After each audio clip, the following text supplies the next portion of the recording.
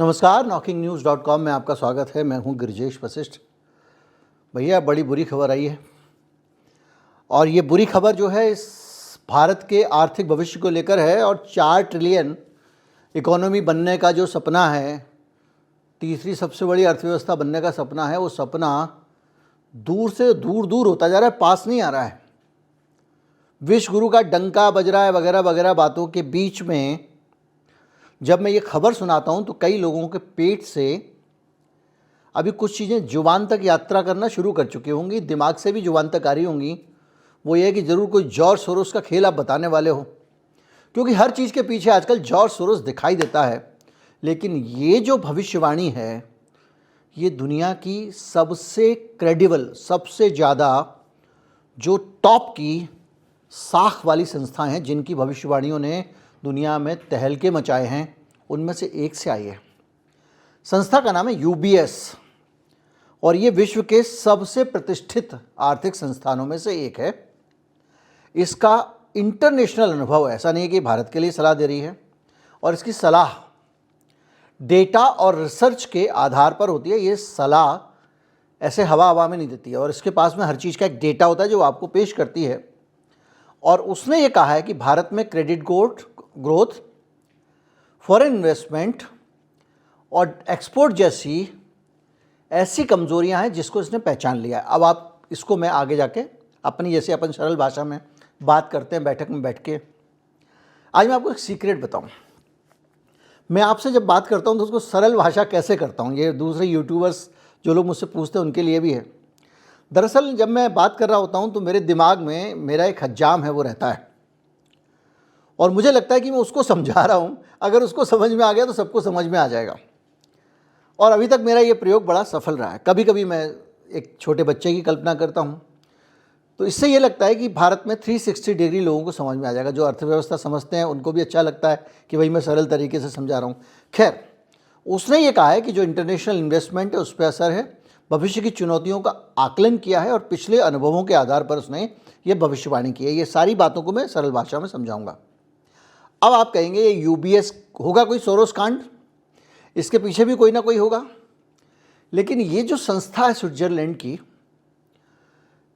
जब ये कुछ कह देती है तो पूरी दुनिया इस पर अमर करती है। तो भारत में आप और हम 2 रुपये वाले ट्रोल भले ही इसको नकार दें, लेकिन जो इंटरनेशनल इन्वेस्टर हैं, बड़े बड़े लोग हैं दुनिया के, वो इसकी बात को वो सीरियसली लेते हैं। और जब ये कुछ कह देता है ना तो समझ जाते हैं। और उसने सलाह दी है कि भारत के रुपए में अगर आपको करना है तो उसको शॉर्ट कर लो। अब शॉर्ट कर लो क्या हुआ, यानी आप रुपया गिरने वाला है, किसी से उधार ले लो और अभी महंगे में उसको बेच दो।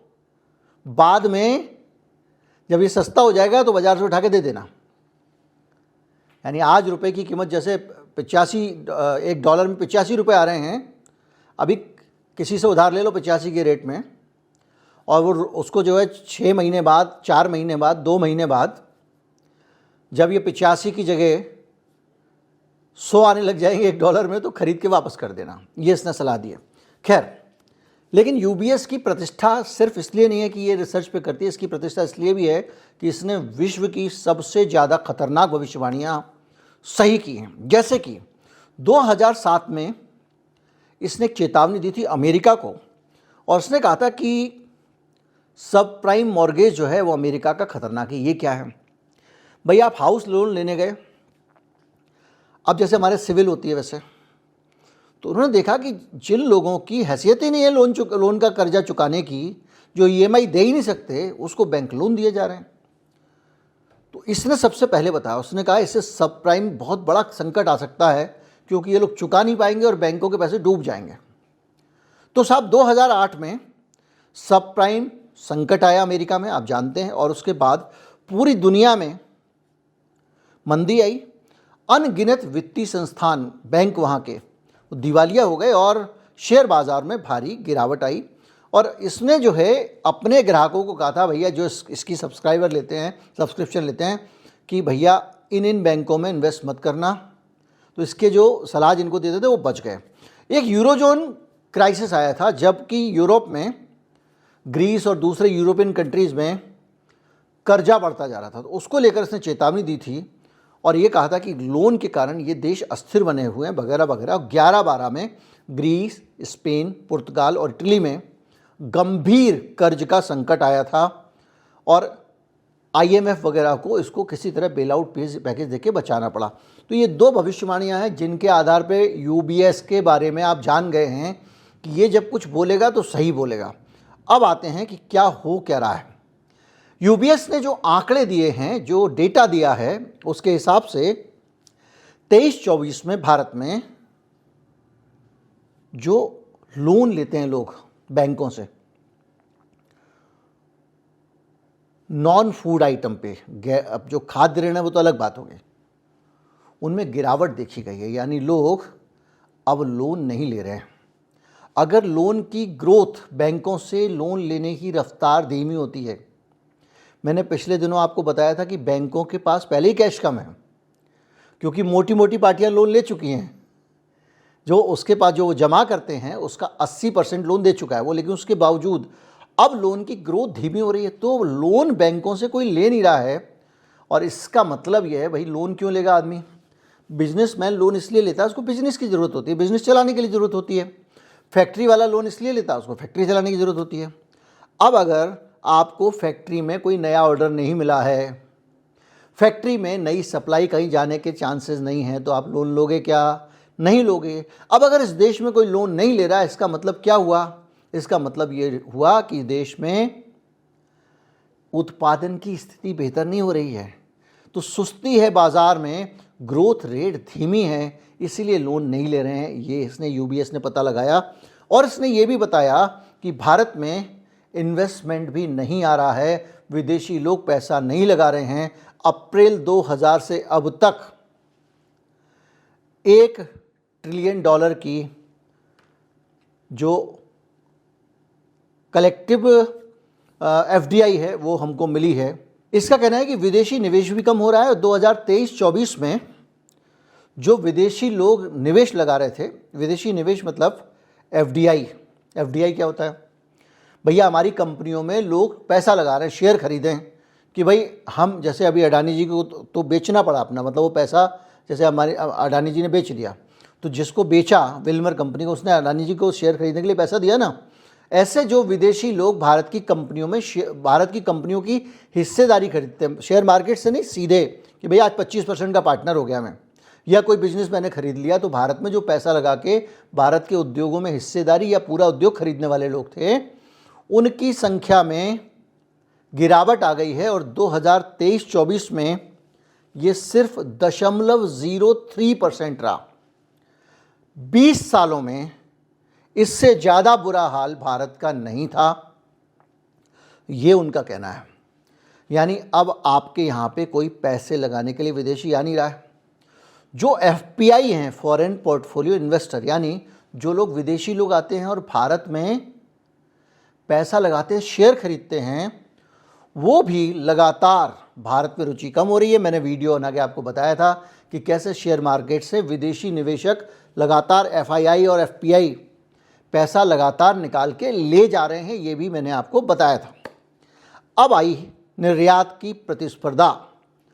इनका कहना यह है कि भारत का जो माल बनता है वो घटिया क्वालिटी का बनता है। 2011 से 14 के बीच में, अब देखिए फिर यहाँ पे कुछ लोग कहेंगे मैं मोदी जी की बुराई कर रहा हूँ, 11 से 14 के बीच में जो हमारा एक्सपोर्ट था वो हिंदुस्तान, ये एक्सपोर्ट कौन सा है?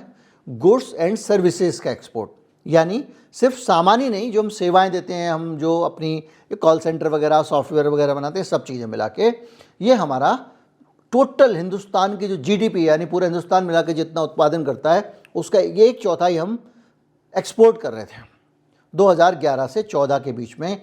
यानी कि हम बहुत पावरफुल पोजीशन में थे, सरदार मनमोहन सिंह जी का ज़माना था।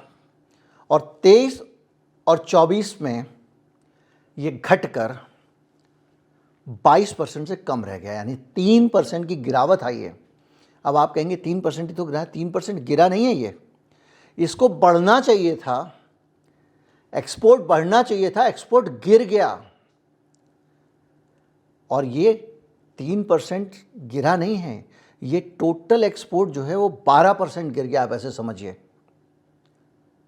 और इस पूरी परिस्थिति के बीच में कमाई जो हो रही है वो भी कम हुई है, यानी कि हमारे देश में जो उद्योगपति वगैरह हैं, वो लोग जो पैसा कमाते हैं, उनकी जो कमाई होती है उसमें भी गिरावट आई है, प्रॉफिट कम हुई है।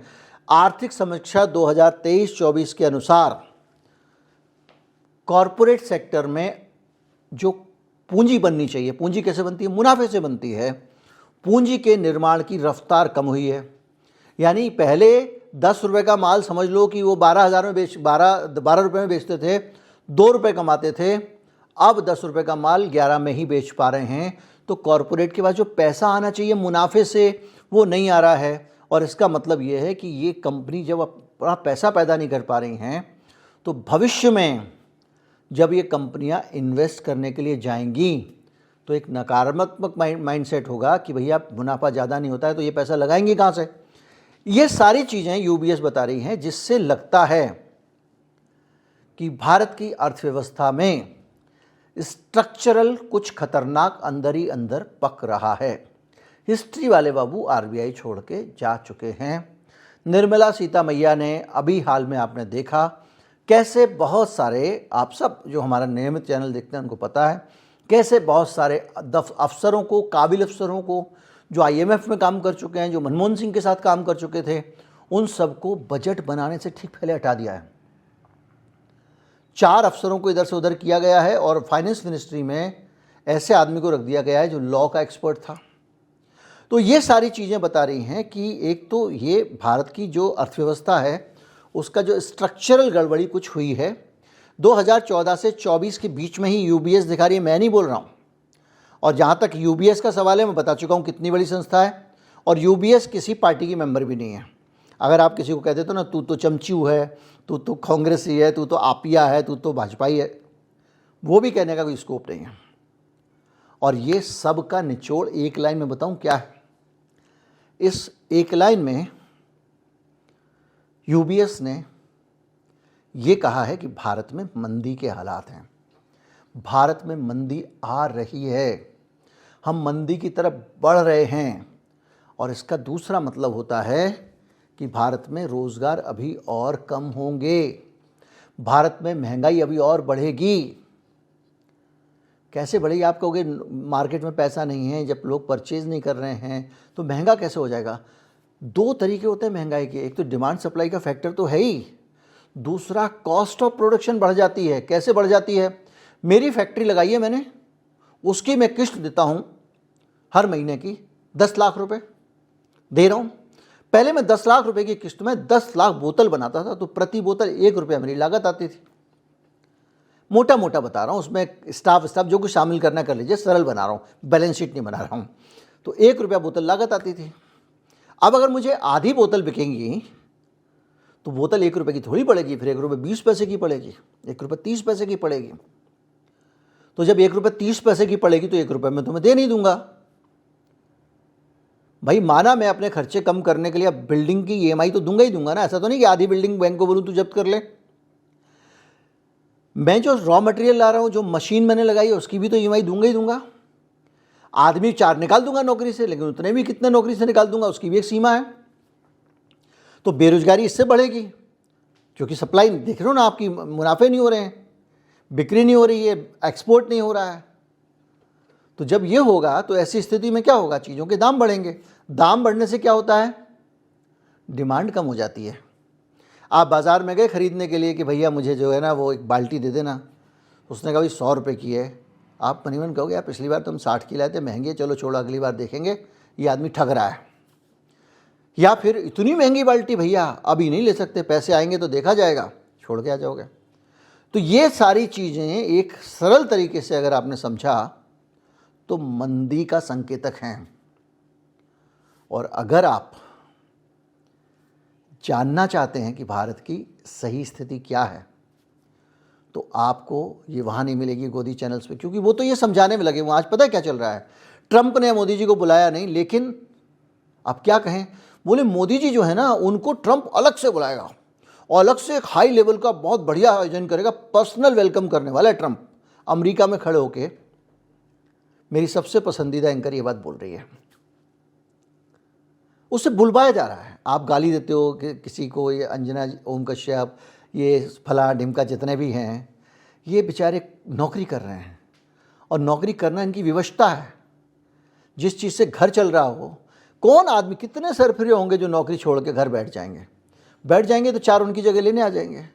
तो ये जो कुछ हो रहा है और इनके जो मालिक इनसे करवा रहे हैं, वो भी मालिक अपनी मर्जी से नहीं कर रहे हैं, क्योंकि यही मालिक 2014 से पहले दम से पत्रकारिता करवाते थे अपने लोगों से।